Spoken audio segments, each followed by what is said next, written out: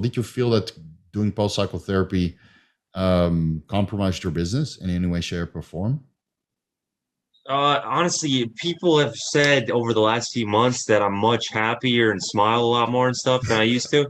So I think actually being on anabolic steroids would have compromised things a lot more because I'm just not as social and So you're nice. more you're a more tolerable boss.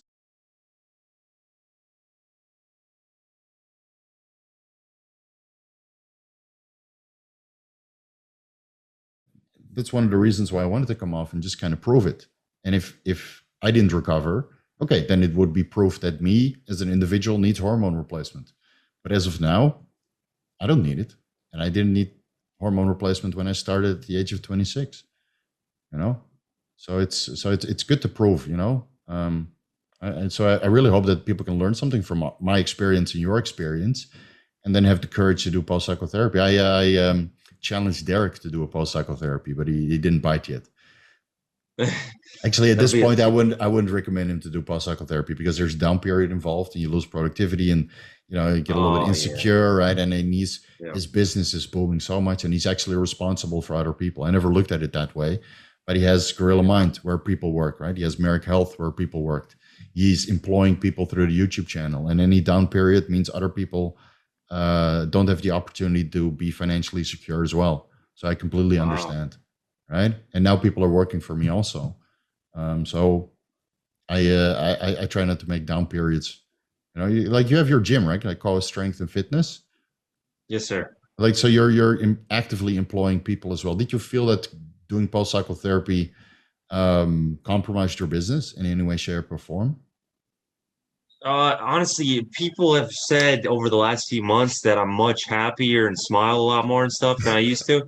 So I think actually being on anabolic steroids would have compromised things a lot more because I'm just not as social and So you're nice. more you're a more tolerable boss. Yeah, I'm more willing to socialize with people and whereas if I'm on cycle or something, I'm kind of like I don't want to deal with this. Right. You delegate, or It's you're that just a little bit snappy, right?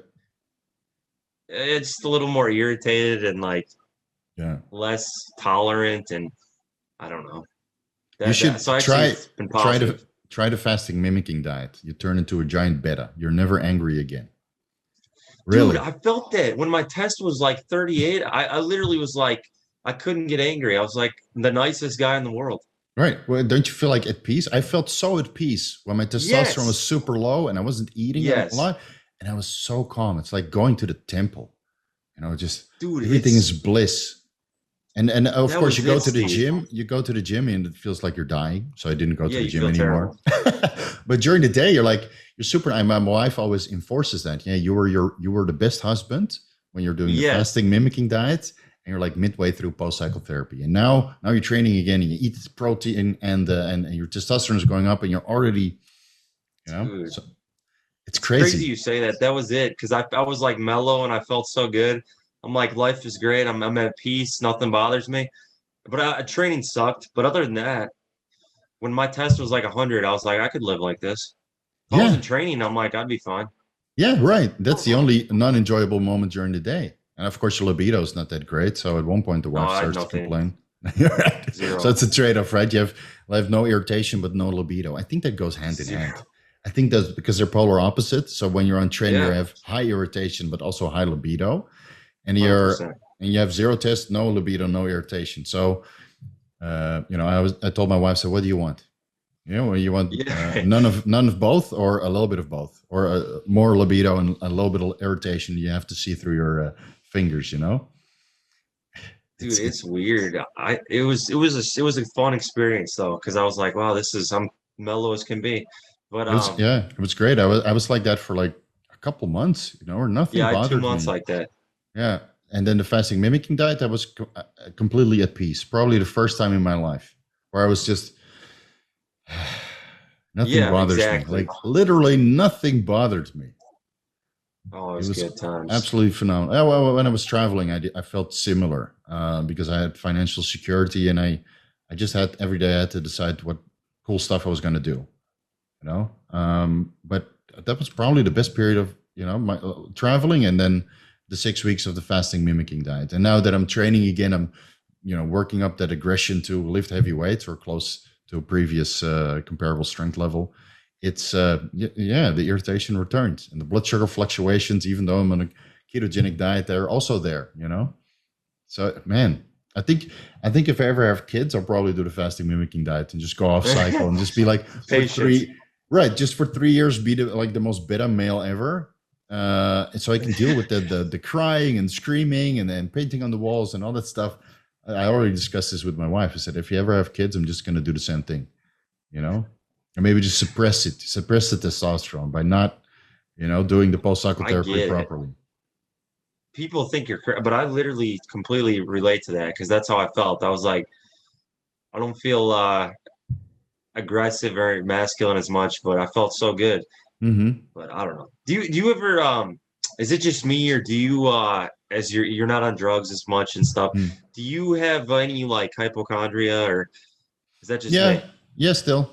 No, we both have this, and I think it's because we got some health changes, and like mine is resolved, right? But you're still actively trying to resolve this, peeing in the blood in the urine and some of the cancer markers, and so I think for you, you'll be a lot more at peace when everything is diagnosed and you have an approach to resolve it, right? So whatever is going on, if they're cancer or bladder issues or kidney stones or whatever, get diagnosed, and then you have an action plan to actively resolve it. So when I was diagnosed, and I saw that I had non-alcoholic fatty liver disease, it was like, okay, we're gonna have to make some changes, but I'm gonna pursue it, right? So I was actively trying to resolve it. And now that it's resolved, I'm not as much of a hypochondriac, but I know going forward, I need to be way more conscious about my food intake and my drug selection, right? Because if I do the same things I used to do, then it will just return. The non-alcoholic fatty liver disease will return, or the irritation issues will return. So going forward, the approach is going to be more moderate, right? And which is also making me understand that I will never be able to reproduce my previous best shapes. That's very tough. Same right? here. It's very tough. I think as time progresses, I'll understand that, just be happy with less and live longer. But I'm still a hypochondriac, and I'm sure as I get older, naturally, health issues start to manifest, and I just address it right away. If I see issues on my blood work, address it right away. Pay the money, go to the doctor. All the money I used to spend on drugs, I doubled and put in a savings account for health expenses. Smart. Get all the tests done and stuff. Get all the tests done. I just spend it. I in the last couple of years, I didn't spend so much on drugs, and I was always in a fortunate position that I didn't have to spend so much because I'm known. So I get, retail, or what is it, wholesale price. So I didn't spend so much, but the savings account was always there. And I would just keep topping it up. And whenever I needed it, like all these, cancer screenings and ultrasounds and all that stuff, I just paid from the savings account. So it didn't really set me back financially. And I still have plenty of money in that savings account, even though I won't be topping it off much with, comparable expenses to the performance enhancing drugs. So it's, I'll still do it because as we get older, I'm sure issues will manifest even without the drugs. That's life. That's age catching up with us. Yeah, that's what it's frustrating because I was on drugs for all those years and I didn't have anything happen. I come off drugs and I start peeing blood. I'm like, are you kidding me right now? I'm trying to be health conscious, and then I got this to deal with. So that's been frustrating. I honestly still think that to make things better. That peeing blood is just strain in your bladder. Like we discussed by email, I think it's just strain from the deadlifting, and maybe you're structurally a little bit different because you're smaller now and you're holding the belt differently. So I think there maybe, again, just speculating, I think there's like a micro injury in your bladder or kidneys. And the strenuous workouts is exacerbating that. But you said you stopped deadlifting for a while, and even while you were fasting for a couple of days, you still got blood in your urine, right? Well, actually, you bring up a good point because the blood in the urine today happened right after deadlift. Could be. So now, let's say you get diagnosed, right? And they say, it's just strain. Now it's even a harder choice. Now you got to give up your fucking love for a while. Well, I could sit on it for like a period of time, but I would have to go back to deadlift at some point. But Right. I could go without it for a little while if I knew it would clear the issue up. Mm-hmm. I don't know if it's kidney stones. I ordered a bunch of like citric acid and something called like Chanka, or I don't know, Mm-hmm. Yeah. Stonebreaker it's known as. Yeah. I ordered a bulk amount of that stuff I'm gonna take. I've been doing the apple cider vinegar. I did that. Mm-hmm. I don't know. I just want to get it resolved because, like you said, I'm good. My headspace is good, and then as soon as it happens, I freak out and start Yeah. googling everything, and I think I have cancer immediately. So Right. I start like emailing you and Leo and like freaking out. I'm like, I'm dying. I've got Right. lupus and bladder cancer, and Yeah, you just like that's the worst thing you could do, right? You go on the internet and you self-diagnose. And I oh did the my same god, thing. I've done that with. Yeah, I did the same thing. Like I did my cancer screening and I saw that my neuronal specific annulase was elevated. The first and only time one of the cancer marker was elevated. So I started Googling, do I have COVID? And then I found a correlation between COVID and elevated neuron specific annulase and a couple other markers, right? There will be an early indication. So I'm like, oh my fuck, I gotta get this diagnosed. What is the issue? Because the neuron specific annulase is the brain, the lungs, and a million other organs in the body. Right? It's related to all the organs. So I went to the hospital, did all the ultrasounds done, redid a test for neuronal specific annulase, H. pylori, other cancer markers that nobody knows about, and I can't even remember. $1,500, for everything. And then the doctor said, you're fine, but you have non-alcoholic fatty liver disease. I'm like, oh, great. All right. So, okay, we'll resolve that. At least I don't have cancer or COVID.